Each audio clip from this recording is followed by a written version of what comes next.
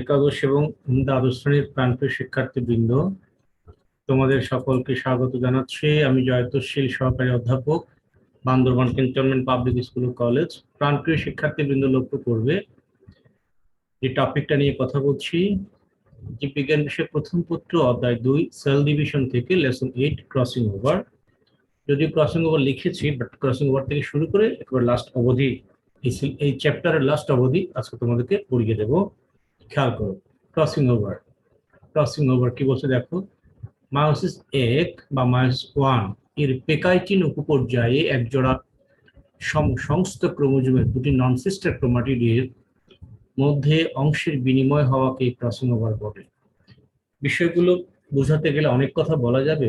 যে বিষয়টা আমি পরিষ্কার করতে চাই, পেকাইটিনটা কোথায় সেটা তুমি জানো। মায়োসিস 1 এর প্রোফেজ 1 এর জাইগোটিনের পর, ডিপ্লোটিনের আগে, অর্থাৎ ল্যাপ্টোটিন, জাইগোটিন, দেন পেকাইটিন, এরপর ডিপ্লোটিন ডায়াকাইনেসিস হলেই প্রোফেজ 1 শেষ হয়। আমরা দেখেছি সেখানে পেকাইটিন উপপর্যায়ে হোমোলোগাস ক্রোমোজোম এর যে বায়োভ্যালেন্ট ছিল, এদের মধ্যেকার প্রতি ক্রোমোজোমের নন সিস্টার ক্রোমাটিড কি করে এদের মধ্যে খণ্ডের বিনিময় করে। এই যে জিনের খণ্ডাংশের বিনিময় বা জিনের যে বিনিময় নন সিস্টার ক্রোমাটিডের মধ্যে, এটিকে বলা হয় ক্রসিং ওভার। ইতিমধ্যে আমি তোমাদেরকে হোমোলোগাস ক্রোমোজোম, এরপর বায়োভ্যালেন্ট, সিস্টার, নন সিস্টার ক্রোমাটিড এগুলো পড়িয়েছি, ওইখানে ক্রসিং ওভারের কথাটাও বলেছি। তো আরো একবার বললাম, সোজা কথা, মায়োসিস 1 এর পেকাইটিন উপপর্যায়ে সমসংস্থ ক্রোমোজোমের নন সিস্টার ক্রোমাটিডের মধ্যে জিনের যে বিনিময়, সেটাকে বলা হচ্ছে ক্রসিং ওভার।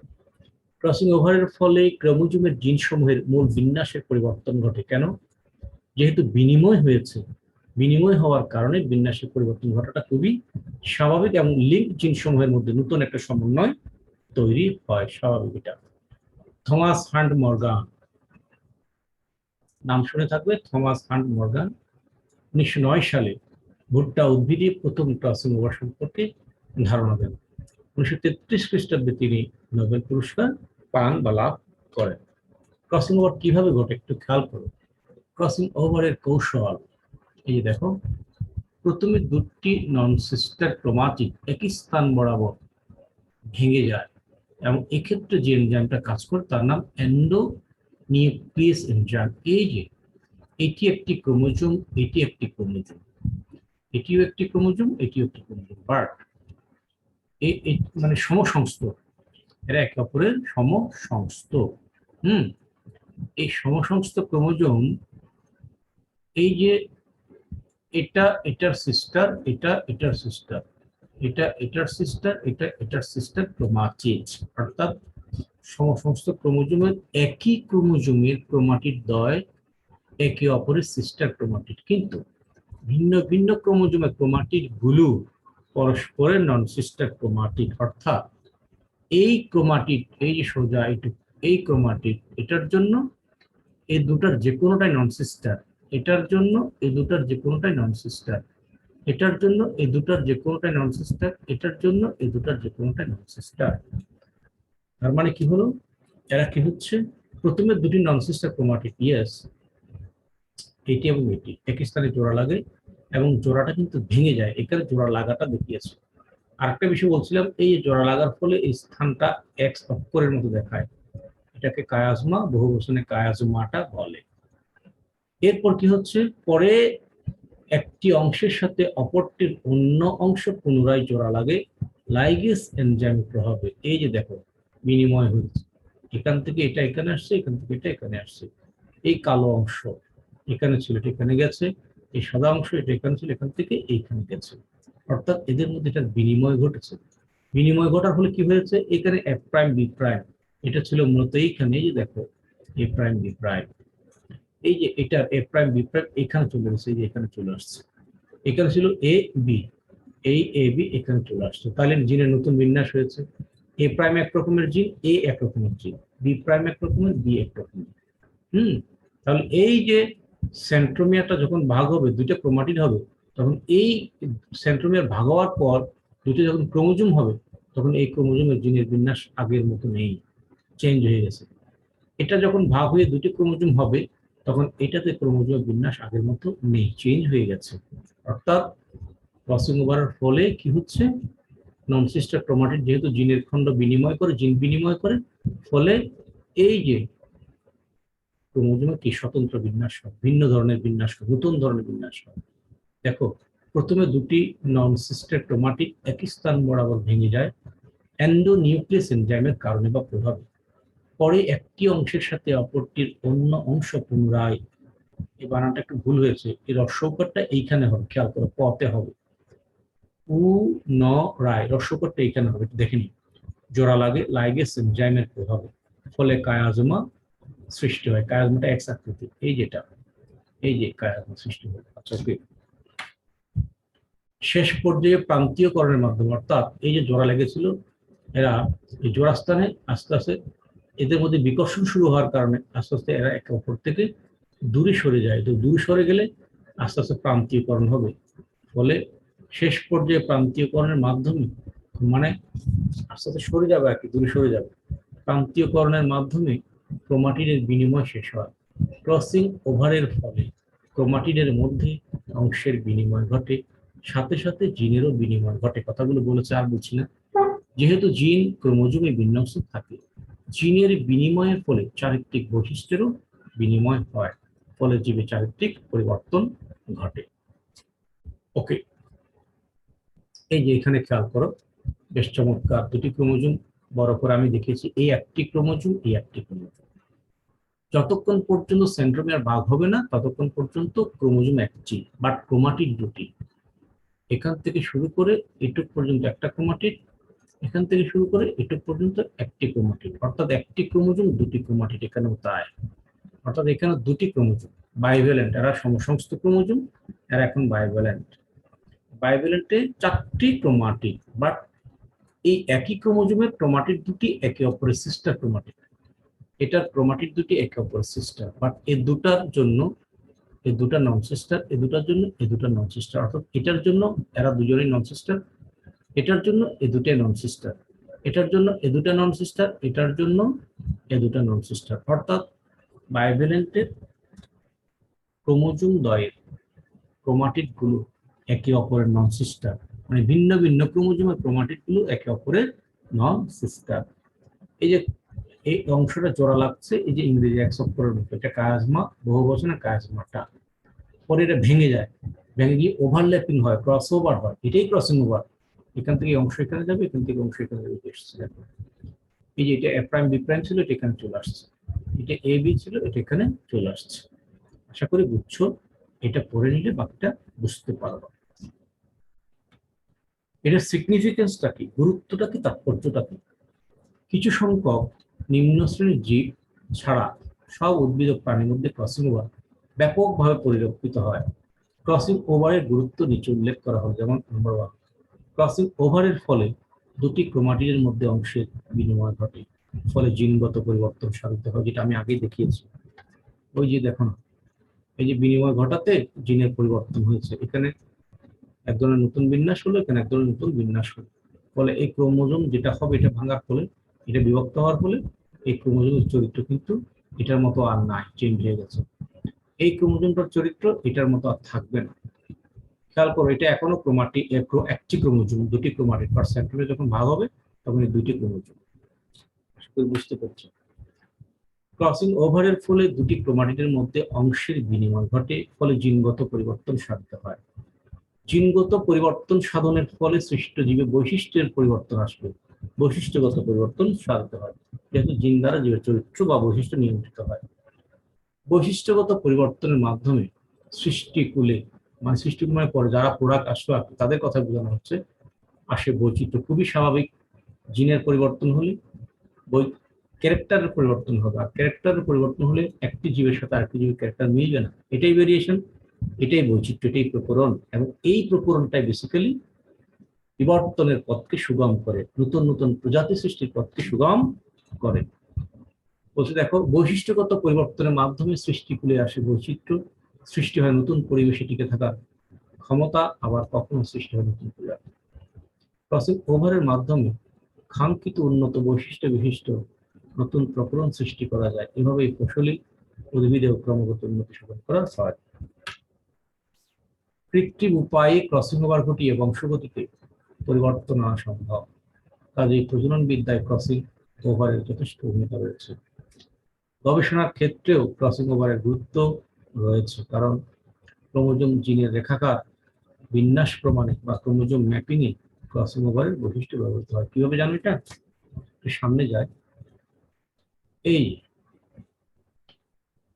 রেখাকার বিন্যাস, এই যেটা ক্রোমোজোম, এই ক্রোমোজোমের জিনগুলো এই যে দেখো, এই যে তার অনুদৈর্ঘ্য বরাবর এই জি, এই যে এফ, যে ই, যে ডি, এটা সি, এটা বি, এটা ই।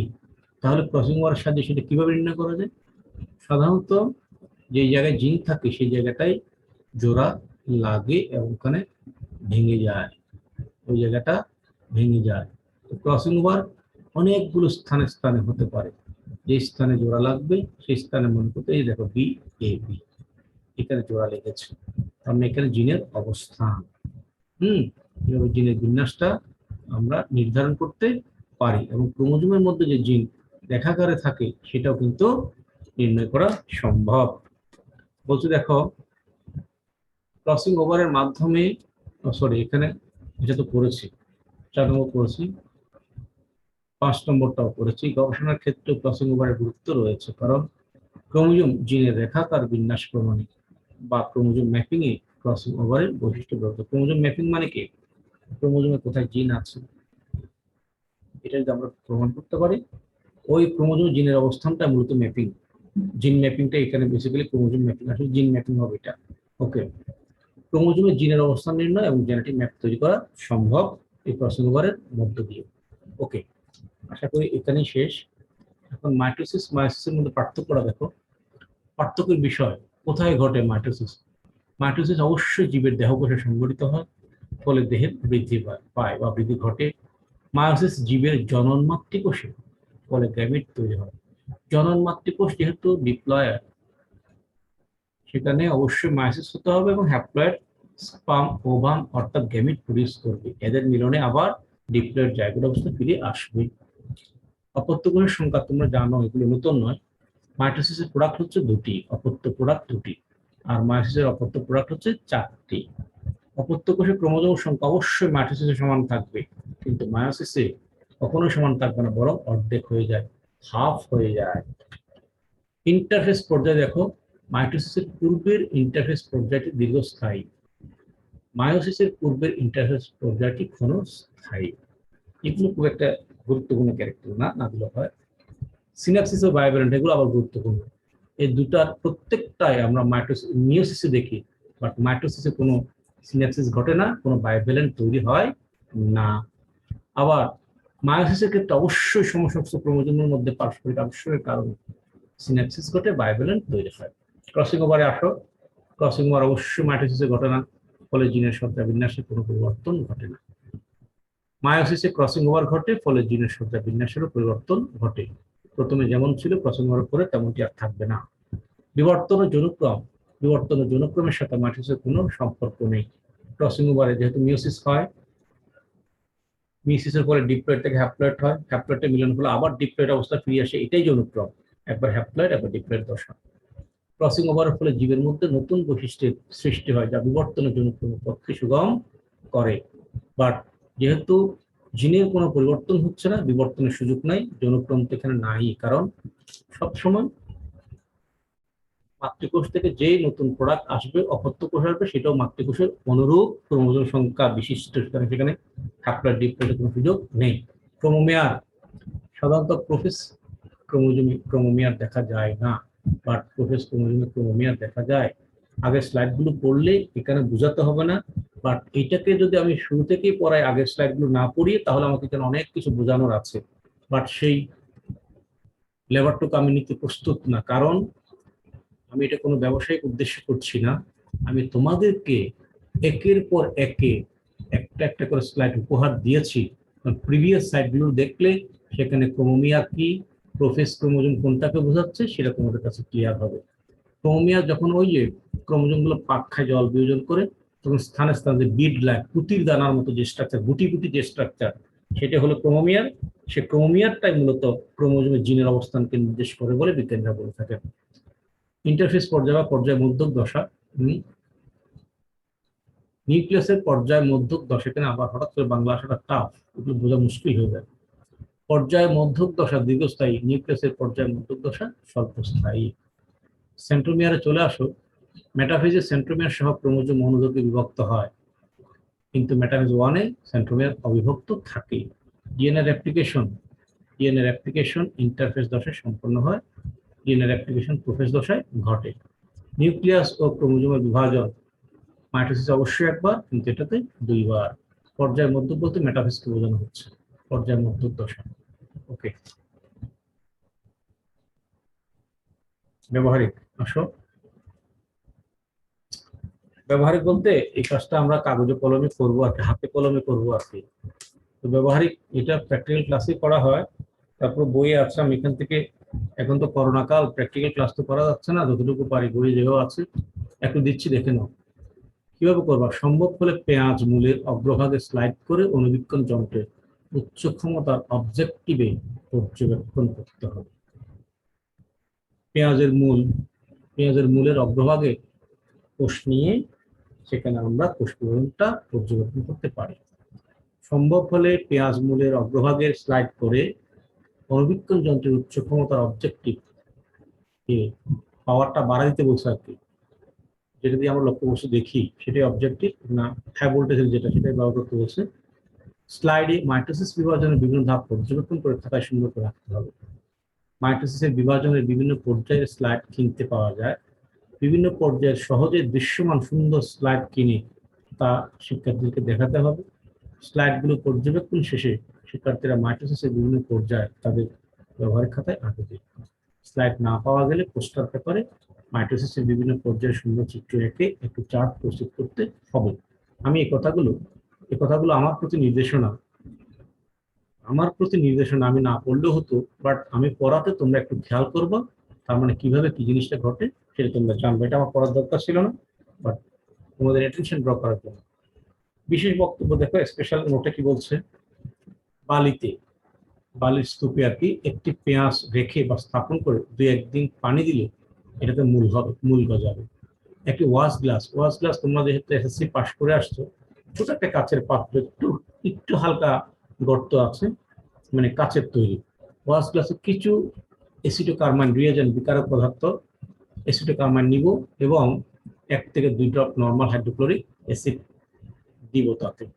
এতে করে কি হচ্ছে, আগে পেঁয়াজটাকে বালিতে রাখতে হবে, 2-1 দিন পানি দিতে হবে, তো মূল গজালে তারপরে এসিটোকার্মাইন এবং 1-2 ড্রপ হাইড্রোক্লোরিক অ্যাসিড দিলে অ্যাসিড যোগ করতে হবে। যোগ করার পর তাপ দিতে হবে, ওই মূলটাকে তাপ দিতে হবে। তাপ দিলে মূলের অগ্রভাগটা কালো এবং নরম হবে। এরপর পরে কালো ও নরম অগ্রভাগ, যেটা মূলের অগ্রভাগ, স্লাইডে রাখবো। রাখার পর পুরো কাগজ স্লিপ, এটাও আর একটা কাছের খুব পাতলা একটা শীট, এটা রেখে আস্তে করে চাপ দিলে মূলের অগ্রভাগের কোষগুলো সুন্দরভাবে বিন্যস্ত হবে এবং কোষ বিভাজনের বিভিন্ন পর্যায়ে দেখা যাবে।